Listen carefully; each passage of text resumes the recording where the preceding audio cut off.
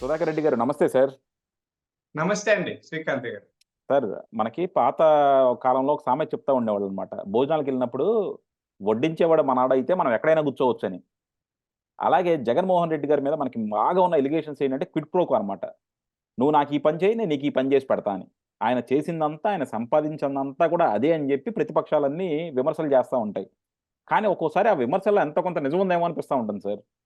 ఎందుకంటే ఇప్పుడు జగన్మోహన్ రెడ్డి గారిని అధికారంలోకి రావడానికి, లేకపోతే జగన్మోహన్ రెడ్డి గారి ప్రొపగండా చేయడానికి ఈ మధ్య ఆయన ఎక్కువ సినిమాలు నిర్మిస్తున్నారనమాట.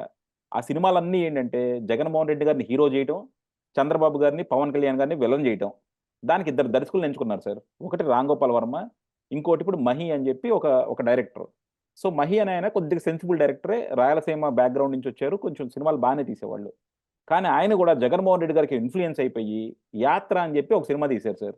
అందులో మమ్ముట్టి గారిని పెట్టి రాజశేఖర రెడ్డి పాత్రలో పోషించి దాన్ని 2019లో ఆయన అధికారంలో రావడానికి ఎంతో కొంత తోడ్పడిందనమాట అది.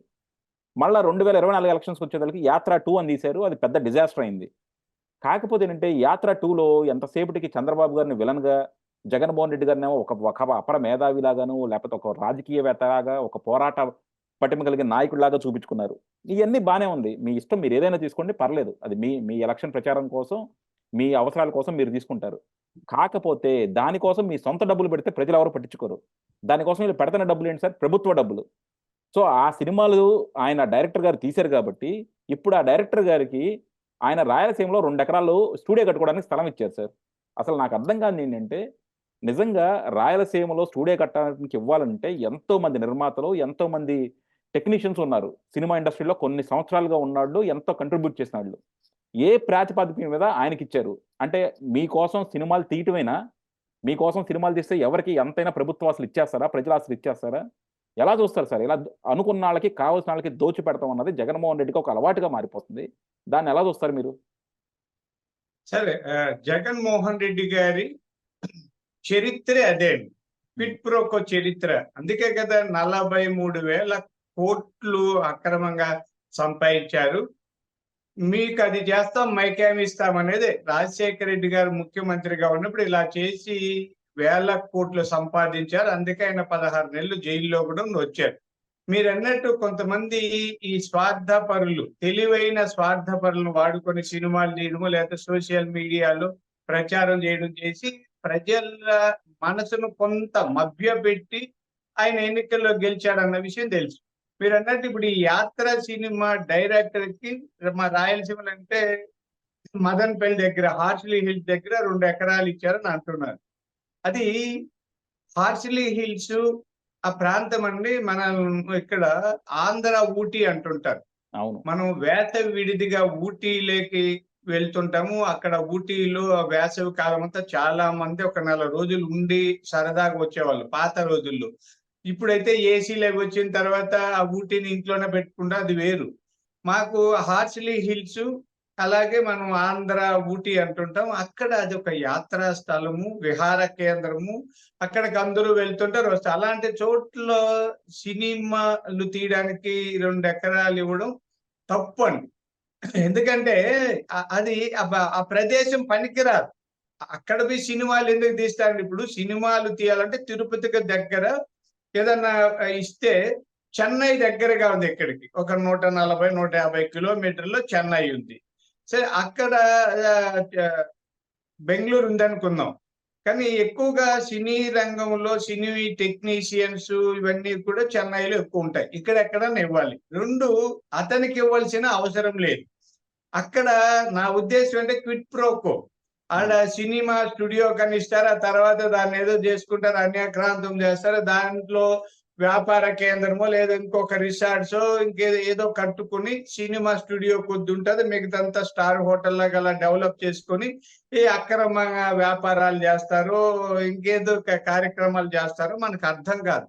కాబట్టి జగన్మోహన్ రెడ్డి గారు ఇలాంటి చర్యలు చేయడం మానుకోకపోతే చాలా ఇబ్బంది పడతారు. అవన్నీ రద్దు చేస్తా అండి. టీడీపీ అధికారంలోకొస్తానే ఇలా అక్రమంగా చేసిన వాటినన్నింటిని కూడా రద్దు చేసే అధికారం ప్రభుత్వానికి ఉందండి. ఎవరికి ఏదంటే అది ఇచ్చేసి దానం చేయడానికి వీళ్ళ అత్త సొమ్మేం కాదు కదా!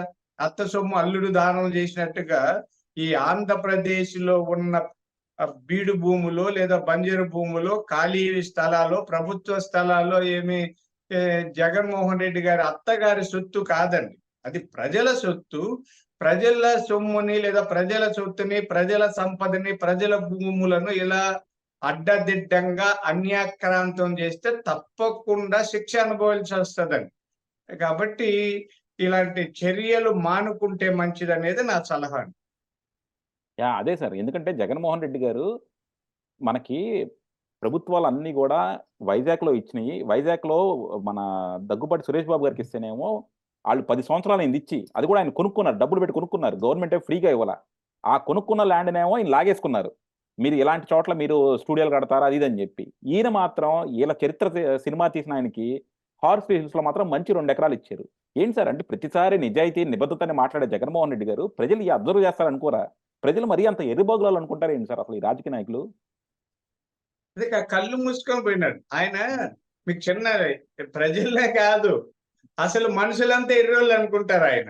హుహు. ఇప్పుడు ఎర్రోళ్ళు కాకపోతే ఆయన సక్రమంగా ఆలోచిస్తే ఉదాహరణ చెప్తానండి. వాళ్ళ బాబాయ్ వైఎస్ వివేకానంద రెడ్డి గారిని అప్పుడు ఎమ్మెల్సీగా ఓడించారు. ఆ తర్వాత అదేనో రాజ్యసభడిగా లేదు, కనీసం ఎమ్మెల్సీ పదవి ఇస్తే సరిపోతుంది కదండి. అడ్డదిడ్డంగా ఎవరో గొడ్డలు వేయటం అన్ని వేయాల్సిన అవసరం ఉందా? అంటే బాబాయ్ విషయంలో కూడా కొన్ని చెల్లెలు ఉందండి, షర్మిల గారు. ఆమెని అంటే ఇమ్మని కాదు, ఆమెకి ఏదో ఒక రాజ్యసభ పదవి ఇచ్చుంటారు అనుకుందాం. ఆమె హాయిగా ఢిల్లీలో కూర్చొని ఏదో చేసుకుంటా ఉంటారు. అప్పుడు జగన్మోహన్ రెడ్డి గారి తల్లి గారు కూడా సంతోషంగా ఉన్నారు. కొడుకు కూతురు బాగానే ఉన్నారు, మా మరిది బాగున్నారు, అన్ని కుటుంబం, ఆమె శేష జీవితం ఆనందంగా ఉంటది.